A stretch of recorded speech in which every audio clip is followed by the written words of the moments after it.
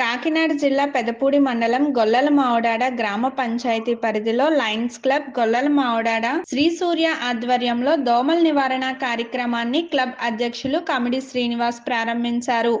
గ్రామంలో దోమలు అధికంగా ఉండడంతో గత సంవత్సరం సెప్టెంబర్ నెలలో ఒక పర్యాయం క్లబ్ ద్వారా ఈ కార్యక్రమాన్ని నిర్వహించినప్పటికీ మరోసారి లయన్స్ క్లబ్ ఆధ్వర్యంలో ఈ దోమల నివారణ కార్యక్రమానికి శ్రీకారం చుట్టారు.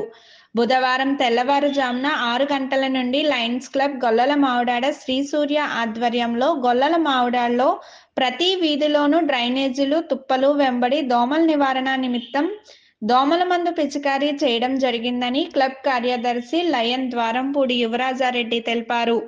ఈ మందు పిచికారీ చేయడం వలన దోమలతో పాటు లార్వా దశలో ఉన్న గుడ్లను కూడా నాశనం చేయడం జరుగుతుందని తెలిపారు.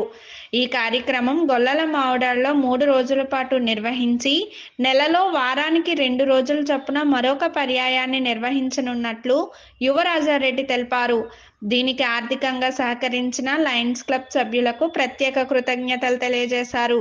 ఈ కార్యక్రమంలో మాజీ అధ్యక్షులు దాత లయన్ ద్వారంపూడి భాస్కర్ రెడ్డి, సబ్బెల్ల మోహన్ రెడ్డి, కార్యదర్శి ద్వారంపూడి యువరాజారెడ్డి, ఛత్రపతి శివాజీ పాల్గొన్నారు.